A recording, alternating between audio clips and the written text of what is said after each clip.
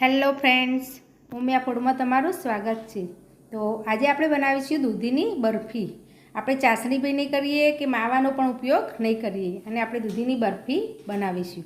તો એ માટે મેં અહીંયા 500 ગ્રામ દૂધી લીધી છે। એકદમ કુમળી હોય એવી આપણે દૂધી લેવાની અને દૂધીને આપણે 2 કટ કરી લીધા છે। હવે એને છોલી લઈશું। તમારે પહેલાં ધોઈ અને પછી 2 કટ કરીને સોલશું તો આપણને સરળતા રહેશે। આપણે દૂધીને સરસ સોલી લઈશું। આ બરફી એકદમ સરસ બને છે અને અત્યારે દૂધી સરસ આવતી હોય છે એટલે આપણે દૂધીનું શાક ખાવાનું છોકરાઓ ના જ પાડતા હોય છે, તો આ રીતે આપણે દૂધી ખવડાવી શકીશું।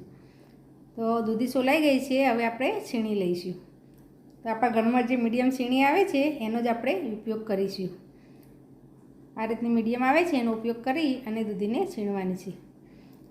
દૂધીને આપણે સાઈડમાંથી છીણવાની છે અને વચ્ચેનો જે બીજનો ભાગ આવે છે એને આપણે નીકાળી લેવાનું છે।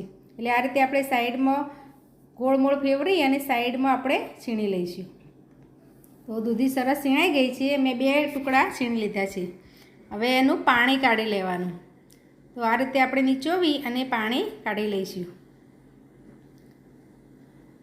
સરસ આ રીતે નીચોશો એટલે બધું પાણી નીકળી જશે। તો આ રીતે આપણે દૂધીને નીચોવી લેવાની છે અને બીજા બાઉલમાં રાખતું જવાનું। તો આ રીતે આપણે નીચોવીને પાણી કાઢી અને હલવો બનાવીશું ને તો હલવો કડવો નહીં લાગે। અમુક વાર કહેતા હોય છે કે દૂધીનો હલવો થોડો કડવો લાગે છે, પણ તમે આ રીતે પાણી નિતારી લેશો ને તો કડવો નહીં લાગે। તો આ રીતે હું બધી દૂધીમાંથી પાણી નિતારી લઈશ। તો આપણી દૂધી તૈયાર થઈ ગઈ છે। હવે આપણે દૂધીની બરફી બનાવવાની શરૂ કરીશું। તો એક જાડા તળિયાવાળી આપણે કઢાઈ લેવાની, એમાં આપણે 2 ચમચી જેટલું ઘી એડ કરીશું। ઘીને આપણે થોડું ગરમ થવા દઈશું। ઘી ગરમ થવા લાગ્યું છે, હવે આપણે દૂધી અંદર ઉમેરી લઈશું। તો આપણે દૂધીને પહેલાં શેકી લેવાની છે ઘીમાં। સીણ કરેલું છે એટલે શેકાતા વાર નથી લાગતી। તો એકદમ મીડિયમ ગેસ પર, એકદમ સ્લો નહીં રાખો, થોડું મીડિયમ રાખશે ને તો ચાલશે, પણ ફાસ્ટ નહીં રાખવાનું નહીંતર દાજવા લાગશે। મીડિયમ ગેસ પર આપણે દૂધીને આ રીતે ચલાવતા જઈ અને શેકી લઈશું।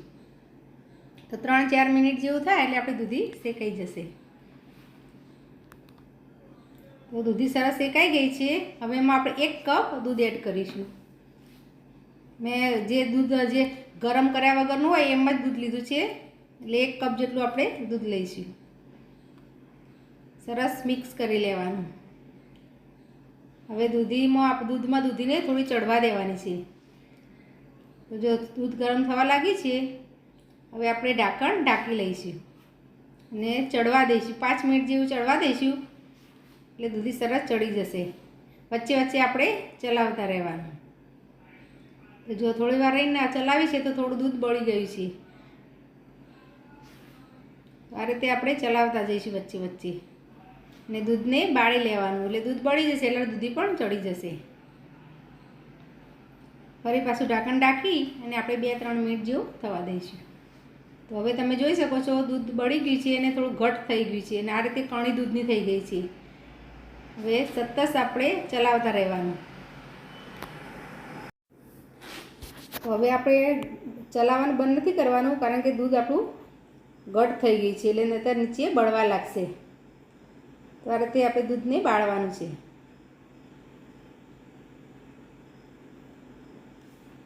ગેસ આપણે થોડો સ્લો કરી દઈશું।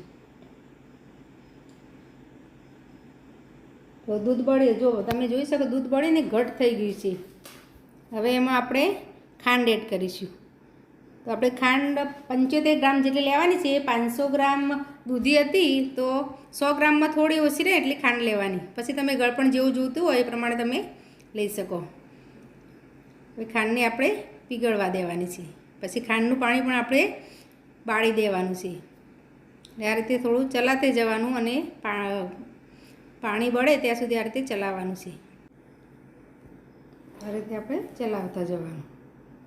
હવે આપણે કલર માટે થોડો ફૂડ કલર એડ કરીશું। તો 1 ચપટી જેટલો જ ગ્રીન કલર લીધો છે મેં, ઓપ્શનલ છે પણ દેખાવ સારો આવશે તો ખાવાનું પણ ગમશે। તો 1 ચપટી ફૂડ કલર લીધો છે એને એડ કરીને સરસ મિક્સ કરી લઈશું। તમે ના એડ કરવો હોય તો સ્કીપ પણ કરી શકો, પણ આ રીતે જો કલર સારો છે ને તો બાળકોને પણ ખાવાની મજા પડશે, જોઈને જ ખાવાનું મન થઈ જશે. આ રીતે મિક્સ કરી દઈશું. હવે આપણે મિલ્ક પાવડર લીધો છે, તો અડધો કપ જેટલો મિલ્ક પાવડર લીધો છે, એમાં 2 ચમચી આપણે ઘી એડ કરીશું. આ રીતે તમે એડ કરશો ને મિક્સ પાવડર ઘીમાં મોણ કાપીને, તો એની કણી નહીં થઈ જાય. આ સરસ મિક્સ કરી લઈશું એટલે એકદમ દાણેદાર થઈ જશે અને કણી નહીં થાય. આપણે દૂધમાં ડાયરેક્ટ એડ કરીશું ને દૂધ વગર તો બી. તો જો પાણી બળી ગયું છે, આ સ્ટેજ પર આપણે હવે મિલ્ક પાવડર એડ કરી દઈશું. એટલે માવાની જરૂર નહીં પડે અને સરસ કણીદાર આપણો દૂધીનો બરફી તૈયાર થશે. હવે ગેસ સ્લો કરી અને એકદમ પેન છોડે ને ત્યાં સુધી આપણે થવા દેવાનું છે. આ રીતે સરસ મિક્સ કરતા જવાનું અને ચલાવતા જવાનું. થોડી મહેનત તો છે, પણ ખાવામાં મજા પડી જાય એવો આપણો તૈયાર થાય છે આપણી બરફી. હલવો કે હરવો કરવો હોય તો આ ટાઈમે તમારે લઈ લેવાનું, બરફી કરવી હોય ને તો થવા દેવાનું. હવે થોડું આપણે ડ્રાયફ્રૂટ સેજ કરીશું. મેં પિસ્તા લીધા છે, તમે કોઈ પણ ડ્રાયફ્રૂટ એડ કરી શકો કે તો સ્કીપ પણ કરી શકો. તો 2 ચમચી જેટલા પિસ્તાની કતરણ લીધી છે, એને એડ કરી દીધી છે. હવે આ રીતે સતત ચલાવતા જવાનું અને ગેસ એકદમ સ્લો રાખવાનો. આ માટે જ આપણે જાડા તળિયાવાળું વાસણ લેવાનું હોય છે. તો જો તમે જોઈ શકો છો, આ ગોળ ગોળ હવે ફરવા લાગ્યું છે. થોડું આપણે ઘી એડ કરી દઈશું એટલે શાઇનિંગ સરસ આવે આપણા બરફીની. અને ફરી પાછું આ રીતે ચલાવતા જવાનું. હજી થોડી પેન છોડે ત્યાં સુધી કરવાનું છે. બધું હાથે મિશ્રણ ફરવા લાગશે ત્યાં સુધી આપણે ચડવા દેવાનું છે.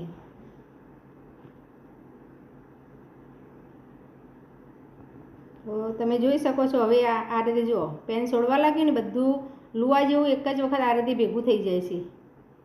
આવું જ આપણું મિશ્રણ આવું જોઈએ આપણને. હવે આપણે ગેસ બંધ કરી દઈશું અને એને પ્લેટમાં ઠારવાનું છે આપણે.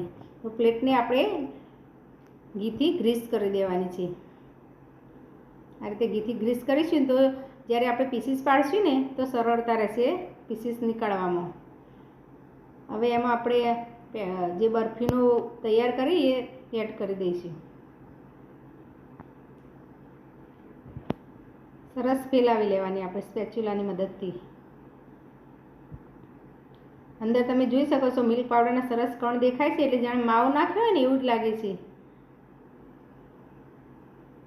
તો મારે ઓછું હતું એટલે મેં અડધી જ ડીશમાં ફેલાવ્યું છે. તમારે વધારે હોય તો તમે આખી ડીશમાં ફેલાવી દેવાનું. મેં 500 ગ્રામનું જ બનાવેલું અને ડીશ થોડી મોટી છે એટલે અડધામાં ફેલાવ્યું છે. સરસ આ રીતના સેટ કરીને ઉપરથી પછી પિસ્તાની કતરણ એડ કરીશું ડેકોરેશન માટે.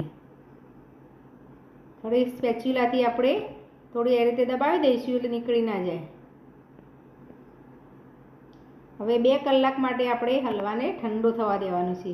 ફ્રીજમાં મૂકવો હોય તો બી, બહાર મૂકવો હોય તો 3 કલાક થશે. જો ફ્રીજમાં મૂકશે ને તો 1.5 થી 2 કલાકમાં સરસ સેટ થઈ જશે. તો જો 1.5 કલાકમાં જ મેં ફ્રીજમાં મૂકેલો તે 1.5 કલાકમાં સરસ સેટ થઈ ગઈ છે આપણી બરફી. હવે જો પીસીસ તમે જોઈ શકો છો, એકદમ સોફ્ટ સરસ પીસીસ પણ થાય છે. તો સરસ પીસીસ તૈયાર થાય છે. તો જો તમને મારી આ બરફીની રેસીપી ગમી હોય તો મારા વિડીયોને લાઈક, શેર અને મારી ચેનલને સબસ્ક્રાઈબ જરૂર કરજો. ફરી મળીશું આવા નવા વિડીયો સાથે. ધન્યવાદ.